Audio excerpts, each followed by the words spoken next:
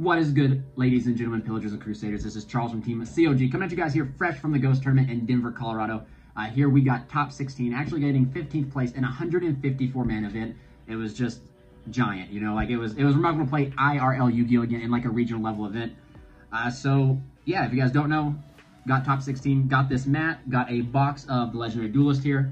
So this will be opening on the channel also later, and also the vlog will be uploaded after this deck profile. I wanted to get this guys out to you as soon as possible, and I want to come at you guys with what my matchups were. Round 1 was Phantom Knights, we took that win. Round 2 was Adignisters, 3 hand traps was too much. Round 3 was Virtual World, we're just the better combo deck.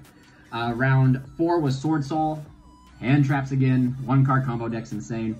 Round 5 was Cyber Dragon, won the dice roll for once and ended up winning. Round 6 was Sword Soul, took that win, full combo. They can't really, if they don't see hand trap, guys, the deck's very low ceiling. They can't really outbeat your board. Round 7 was Green Manju. I actually got punched by Green Manju for 8k, but ended up winning that. This man saw Nib all 3 hands. It was crazy. Round 8 though was Infernoble. Yes, there was Infernoble all that way up there. He was a really good guy, really good player. I just saw the stones and was able to just kind of like, I understood what his deck did versus he didn't understand what my deck did, kinda. And he also didn't see no hand traps. Into top 16, I played Dragon Link where I lost, but that's okay. We still came, we won. We're leaving with more than what we came with, right? So we're just gonna quickly jump into the deck profile, but you know, huge shout out to the man behind the camera, Chris. Thanks to him recording this for me. This is like a whole entire different like scene for you guys, I guess. But to start out with, guys, we are rocking triple Renaud here. So this guy is remarkable. Like anybody playing less than 3 of this, I think they're crazy. It's just my honest opinion. This card is amazing. It's remarkable. It's your like superior extender through any sort of hand trap, anything like that. Triple Oliver. This card is remarkable. Another very powerful extender to beat through hand traps and stuff like, you know, and just any sort of disruption, eruption. Oliver can help beat through it. 1 El Stofo and 1 Infernoble Knight Ogier. This card is a remarkable searchable normal summon. This was supposed to be a 3rd Flint Lady. It's always supposed to have been a 3rd Flint Lady, but I've never got a 3rd one. So I've played this, and this card I think is just, in some rare instances, it's better than Flint Lady. But it did come up. I sided it out, and I regretted sided out because I had a cool play to do like this to banish the Gearfried Engraved, add it back off of Renaud, and then just combo that way, but sided out. But that is it for the Infernobles. As you guys can see, it's a total of 8. So I wouldn't change anything about this. I think this is the perfect lineup here. Like I said, these cards are just remarkable in what they do. Moving on, we are on to 3 Red Layer. Red Layer is a crazy card. Crazy starter / extender, remarkable. 2 Flint Lady, not much more can be said.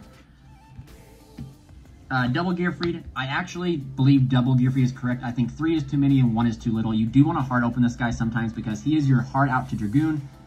And like Dragoon can be a problem, and then just, you know, things like that. This is like how you can, there's like so many combos to play through like Nibiru and stuff, and he's just intricate to it. So you want to max out on the ability to see him, and you just don't want to max out too much because you don't want to see like 3, so like 2 is perfect. You want to see him sometimes, not all the time. 1 Gimba, he is by far, I think, the best tuner we have. I don't understand anyone playing any different tuner actually, but he's the best tuner, I believe. Now for the best normal summon in the deck, Triple Connector. This card is actually remarkable. However, I actually did not resolve his effect that many times. I actually saw Dolphin more than I saw Connector. So it was actually quite interesting to see like the opponent having the hand trap for the connector, but I just hard summoned Dolphin and they're like, oh, cool. This card's remarkable. You can play through Nibiru, you can play through Imperm. You can mostly, this deck can very easily play through 2 to 3 hand traps depending on what the hand traps are. But if it's mostly like Nib and Imperm, or like this deck's hard weakness, so like you can always almost play through any 2 assortment of hand traps, Imperm, Ash, Nib. But if it's Imperm and Nib, it's kind of rough, but it's thanks to this card, like this toolboxing this card out with Isolde is pretty crazy. For the bricks of the deck, 1 Colt Wing and 1 Despot. Not much can be said. I saw this guy 3 times today. Saw this guy plenty of times today. Moving on, we are onto the spells here. Just 3 Heritage of Chalice. This card is Rhoda. Not much more to be said. It's remarkable. 3 Durandal. Like, this hasn't really changed much from my previous list, but Durandal is just another, like, so much search, and nobody was playing Droll. Or if they were playing Droll, I never saw it.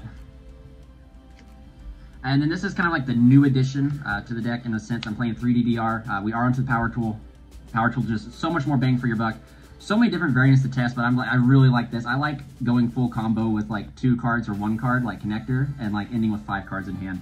It's crazy. And this card is like very powerful in extending and playing through disruptions too, but simply because it's not a hard once per turn. Once you get Phoenix Blade to the graveyard, this card just allows you to play through and break boards pretty easy too.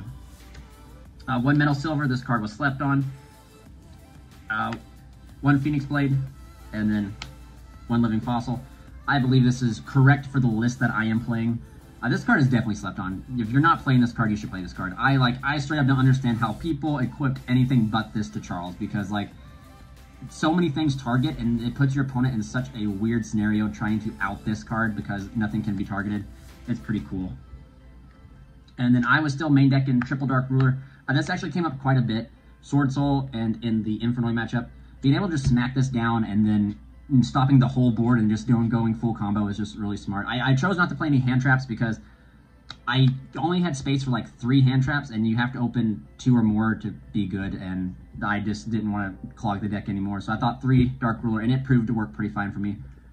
You could almost play Tactics, however, I just felt like Dark Ruler was just better. Just because Dark Ruler solves everything, Tactics only solves one thing.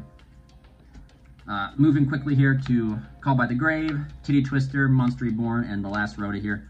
Not much more can be said. Imperial Order was rampant, hitting extra hand traps, extra extension, and searching out your connector a little bit. So 41 card main, not too bad. I'll quickly run through the extra here. We are on double Isolde, 1 Hulk, 1 Auroradon, and then 1 access code. I really thought about cutting access code for another Herald. I am super glad I didn't, because this card allowed me to break so many boards and apply a lot of pressure. So very happy that this I kept this in last minute. So moving on to the man, the myth himself, and his partner in crime, Roland. The best boss monster in the deck, in my opinion. I think this card is remarkable, especially in Tangent with Roland and Metal Silver. This card is just amazing. For level 4s, we are on to Balmug and Herald. I contemplate playing 2, but I think 1 is correct. The only place you could make space for it is the access code, in my opinion. So, but this right here is bare minimum for the combo. We are here on to Double Power Tool. It's part of the combo line, not much more can be said. This card's not once per turn, pretty crazy. 1 Riser for like the weird combos and just other combo lines you can do. Savage and Omega. I hand looped the Cyber Dragon player for 4 cards because I saw they had droplets, and I want to make that droplets really useless. And then Savage just for the inboard. And then finally, my poor damaged Mecha Phantom Beast Draco Sack. This card just gives you so much free extension and does kind of give you more utility. Not much more can be really said. I'll quickly jump into the side deck real quick, just because the event's over. My side has literally stayed the same. Triple Lancia hits Phantom Knights, hits Tri-Brigade, actually conveniently hit Infernoid, hit Green Manju. It was actually very nice in the matchup, to be honest with you. Triple Nib. Nib was perfect. Never saw it, but I finally saw it in my last matchup, but it just wasn't enough. Droll for the Drytrons. Never saw Drytron. I didn't even see a Drytron player, so it didn't even really come up.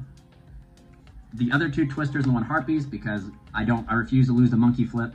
And then finally, 3 Solemn Judgments from when we go first to stop Dark Ruler no more and stuff like that from hurting us. But yeah, guys, that is it for the deck profile. Thank you guys so much for checking it out. And please remember, guys, stay healthy and stay happy. This is Charles signing out.